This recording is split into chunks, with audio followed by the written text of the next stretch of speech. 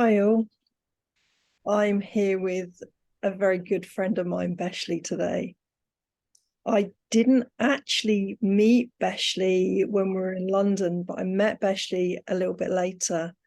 And I do know that Beshlie had a hugely impactful experience from attending the Ultimate Experience London edition. So very, very excited today to hear Beshlie's story and allow you to share it with us. Hi, Beshlie, how are you?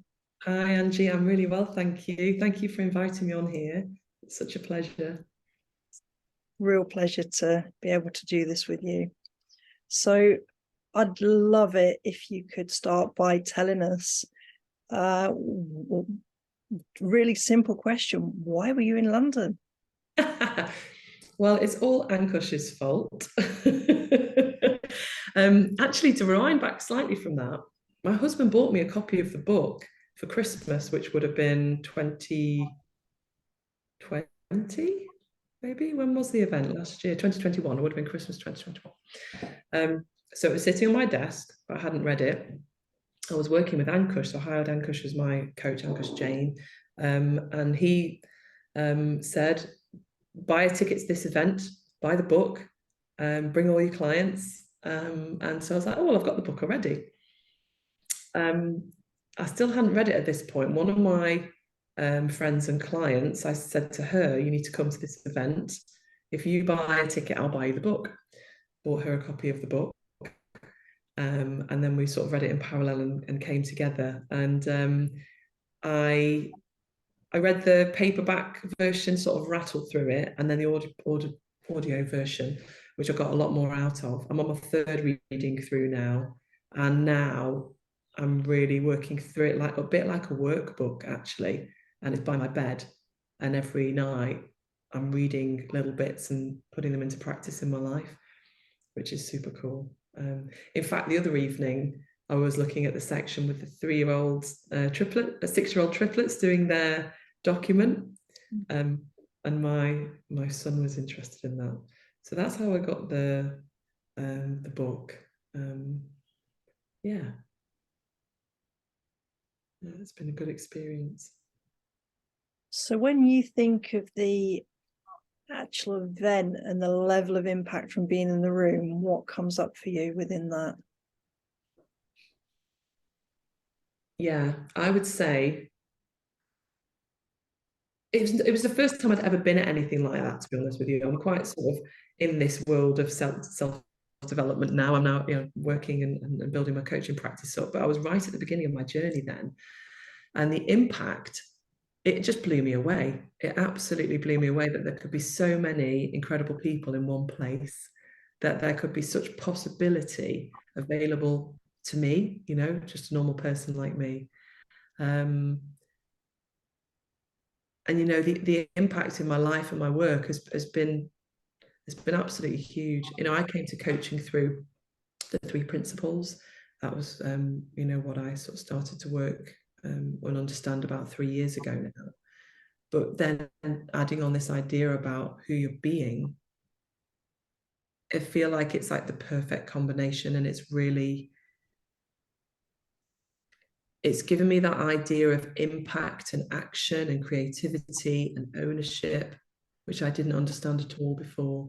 So I'm creating clients. I'm being the fullest version of me in my life, whereas before I was keeping small, didn't really want to upset people, a bit people pleasing. My personal relationships are way, way better than they were. My husband, I mean, it was all good, but now it's skyrocketed, and my relationship with my children has improved. I do things now, like when I walk down the street, if I catch someone's eye, I just give them a full smile. Whereas before, I would maybe look at them, maybe give them a little smile, see if they look away. I just go full smile now. And that's just a small thing, but it gives me so much positivity in my life, just in how I am, how I'm being, just in my little world here in Derby where I live. So yeah, it sort of showed me what's possible, I guess, is what I would say I took from the event and the impact.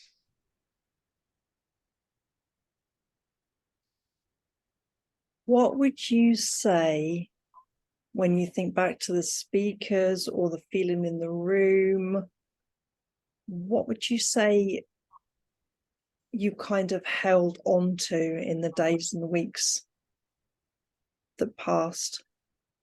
That's so easy for me to answer.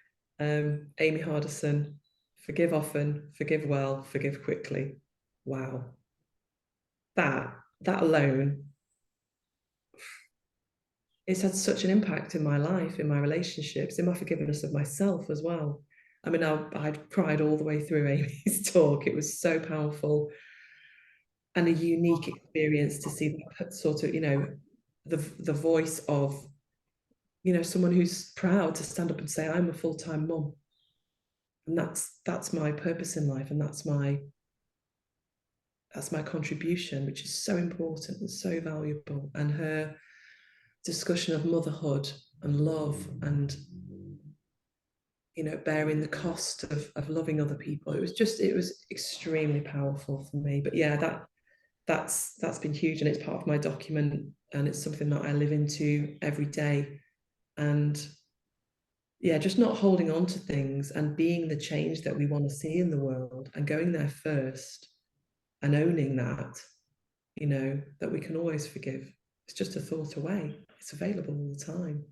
It seems really simple. And maybe it is simple, but it's also incredibly powerful.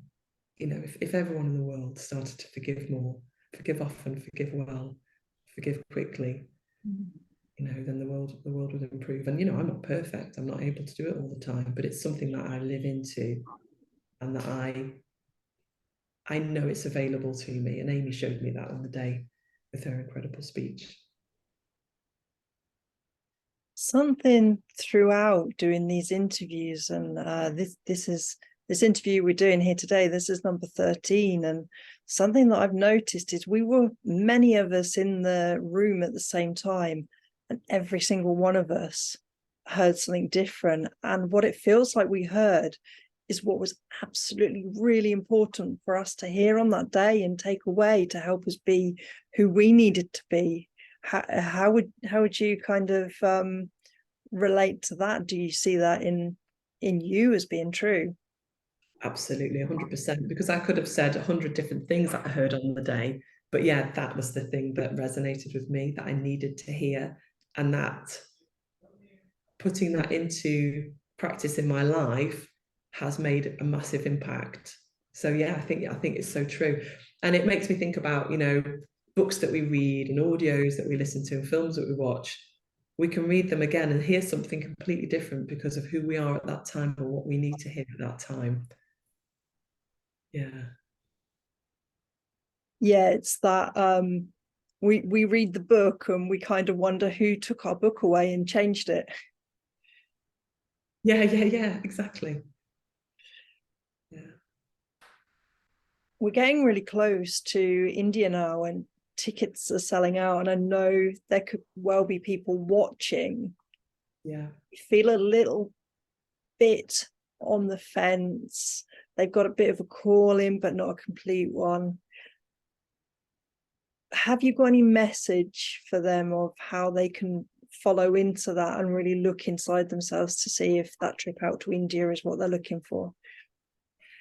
I would just say it's just tuning into your wisdom as anything in life, when you wake up in the morning, does it pop into your head? Is it there just before you fall asleep at night?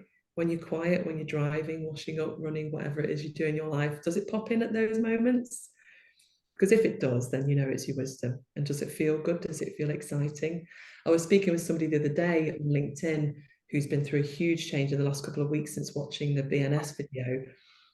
We were just chatting and just said, look, you have to go. And he was saying, well, I'm not sure about my visa and stuff like that. I was like, none of that's a good enough reason. I have to, full disclosure, I won't be there. I'm getting a puppy on the 20th of February. So I'll be busy with Doogie.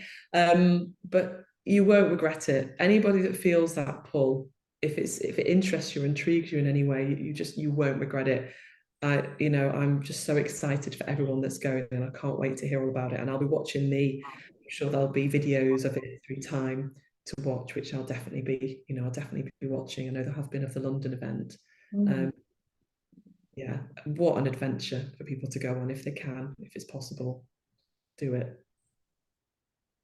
Yeah, I just want to just really speak into something I haven't had an opportunity to do, which is if you go to these events, that it's not like any event you've ever been to before. It's not something that feels great on the day. It's something that will lead you to who you actually are, the full potential of who you are underneath, which is just absolutely limitless. And that's what you're going to see when you go to India, when you become the miracle of Mumbai.